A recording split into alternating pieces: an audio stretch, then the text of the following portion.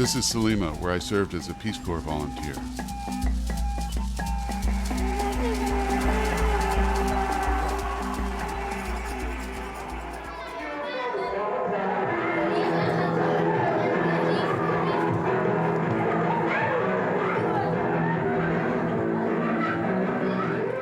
Salima is the home to SASO, a bootstrap AIDS assistance organization. Catherine Perry is the director of SASO. She has been HIV positive for over 12 years.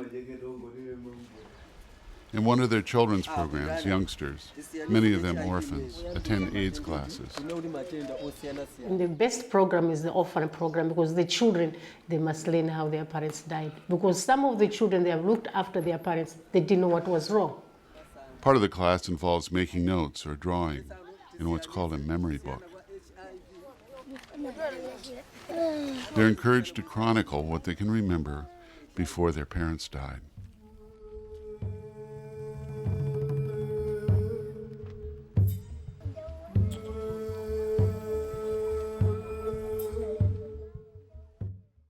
Actually, what we are trying to do is to emphasize that when you are HIV positive, that's not the end of the end of the day, that you're dying tomorrow or next day.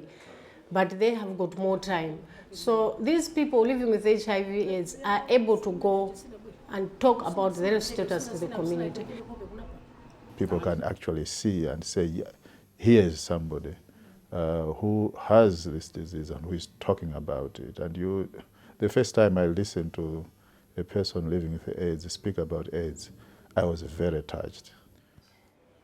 My husband died in 1989, and he died because of AIDS. And then I decided myself to go and also be tested in 1990. That's when I knew that I was positive. But that time of the 1990s, it was very difficult for somebody to talk about his or her status. Catherine was a nurse working in a hospital. She told her friends she was positive, and they turned on her. I quitted the job because I could not handle the situation with the people that I was working with. I was very, very badly treated. Even Catherine's relatives shunned her, threw her out of her own house. She took her 2 young children and ran. After the 4 years, that's the time I discovered that it was not good for me to keep on running. And I decided to settle down and started this organization so that people should understand. My clients should not face of what I have faced. That's what made me come out in the open. There are more than 70 volunteers in SASO. Many of them are HIV positive. The volunteers monitor those who are ill in the villages and provide them with support. We put people who are positive or who are chronically ill at ease, because we want to die. These people, we want them to die in dignity. Though SASO has no AIDS drugs, they distribute painkillers and antibiotics.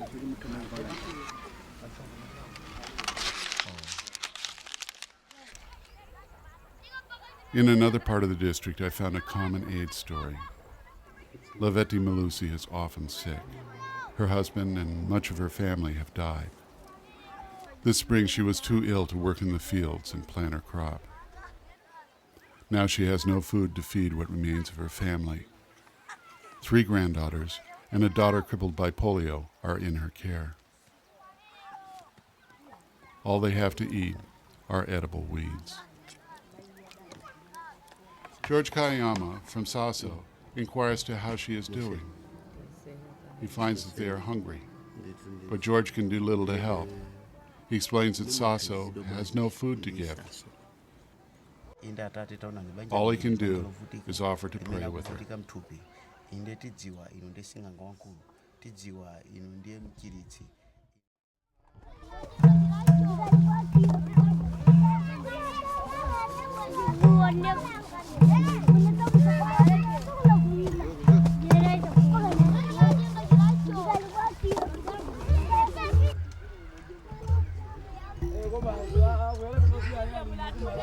Malawian women do most of the work in the village. They hold the families together, but at a cost. They don't have the economical power, and they don't have really the power to negotiate sex. It means that lots of them start sex not when they are young, not really because they want it, but because of pressure. And the main pressure could be high, so lots of them start sex really without willing to have sex. In rural areas, rituals still persist that can have catastrophic consequences. Young women about the age of 10 are given training on how to be a good wife. This includes sexual initiation by an older man. Besides the possibility of contracting AIDS, the training can have disastrous emotional effects.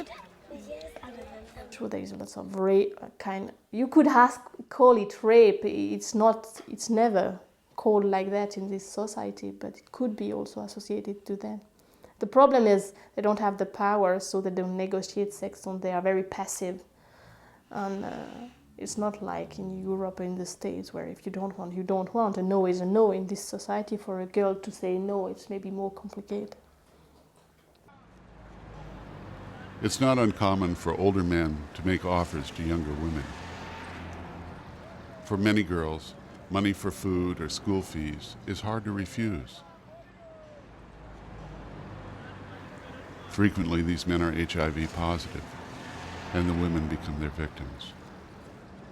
Cannot find other means of making a living and want to sell sex for money, or are forced to sell sex for money, then they put themselves in a risky situation.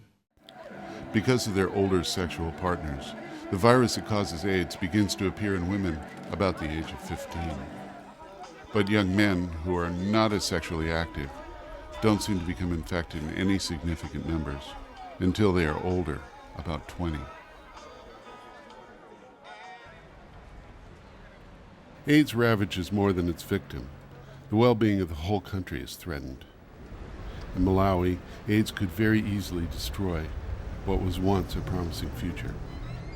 And in certain sectors like the police, like defense, like teachers, engineers, it's really having a big toll. And these are people who take quite a long time to train. It's a huge impact daily because of all these deaths, but it's going to be a huge impact long term because the next generation coming up, they will not have the chance they should have had to be able to have good education.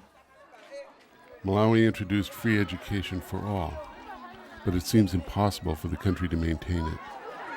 AIDS is killing nearly 300 teachers a week.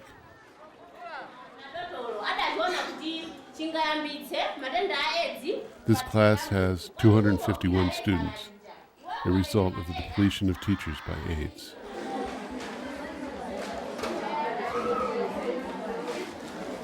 Try as they do, even the most highly motivated students have trouble in this environment.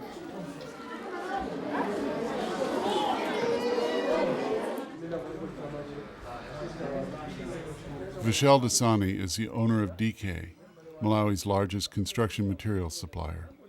If you ask generally, HIV is going to affect Malawi. It's already started affecting. It's like a slow poison. And the people who are dying, unfortunately, are the key position. And the problem is the person who are dying, because you can't find the replacement, the quality of the person who is coming, it's very low standard. So instead of employing one people, you have to employ maybe 3 to 4 people for just one person job because the efficiency of that person is not good as the person who has passed away. Despite the efforts by thousands of people in and out of government, many worry about how the AIDS epidemic is going to change Malawi's future. There will be a chaos. As I said, the economy will virtually collapse. And if the economy collapses, the political system also will be under strain, and there will be uprisings, and there will be insecurity.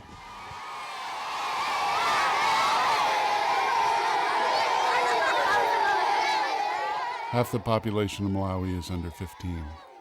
Most of them are not infected by the AIDS virus. In fact, the future of Malawi depends on keeping this generation from becoming infected. These young people are HIV positive. They are some of the most effective volunteers in Malawi's war against AIDS.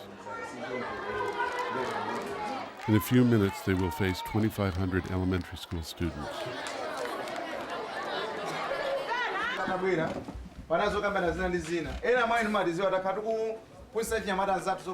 Jeffrey Mahoney is today's leader. He's 28. He's been HIV positive for over 6 years. Much of this morning's presentation is a question and answer session.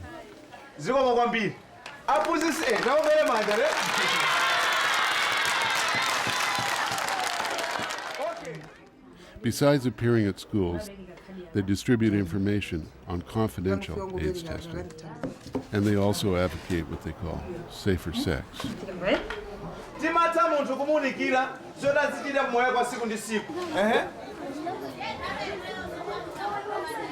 This is